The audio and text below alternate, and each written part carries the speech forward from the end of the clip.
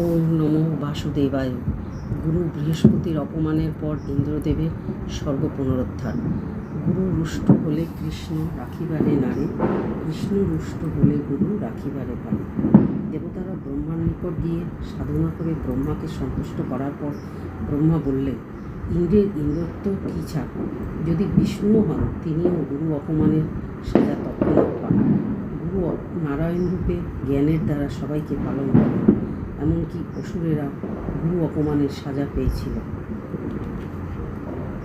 অসুরেরা তাদের গুরু শুক্রাচার্যকে তুষ্ট করে ইন্দ্রের অমরপুরী দখল করল।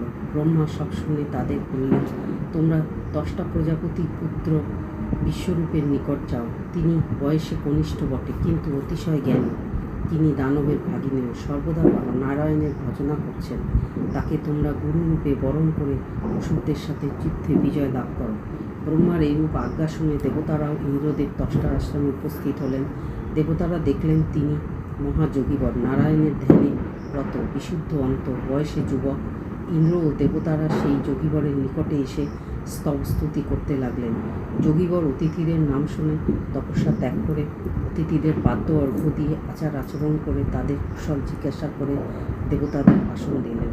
সুরপতি কাতরভাবে তাদের গুরু অন্তর্ধান ও গুরু অপমানের কথা জানালেন। এমতো অবস্থায় অসুরেরা ইন্দ্রের সর্বোপরি বৈভব যুদ্ধ করে কেড়ে নিয়েছে। মনোদুঃখে সচিমাতা দেবনারীদের নিয়ে কাঁদিতেছে। ব্রহ্মা তোমাকে গুরু রূপে বরণ করতে বলেছেন। তুমি আমাদের গুরু হলে তবেই তোমার কৃপা বলে অসুরদের সাথে যুদ্ধ করে স্বর্গরাজ্য ফিরে পাব। তুমি পুত্রের মতো, কিন্তু মহাজ্ঞানী। এইভাবে দেবতারা মুনির সম্মুখে ঘোর তপস্যা স্তুতি করতে লাগলো। মুনি দেবতাদের তপস্যায় প্রসন্ন হলেন। তাদের প্রার্থনা স্বীকার করে দেবগুরু হওয়ার প্রতিশ্রুতি দিলেন। দেবতাদের অনুরোধে দেবগুরু হয়ে দেবতাদের সাথে অমরাবতী এলেন।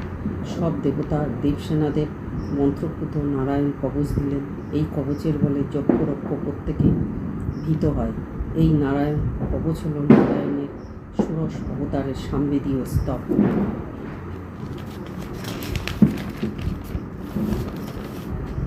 এই কবচ যত্ন সহকারে বিধিবিধান অনুসারে অঙ্গন্যাস করে হরিনাম উচ্চারণ করতে করতে সব দেবতারা অঙ্গে ধারণ করলেন। এই সামবেদীয় মন্ত্রের বলে অসুরদের তেজ ক্রমে ক্ষীণ হয়ে গেল।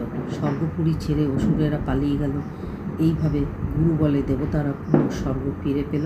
বৃহস্পতি দুঃখ ক্রমে নিবারণ হল। সমাপ্ত।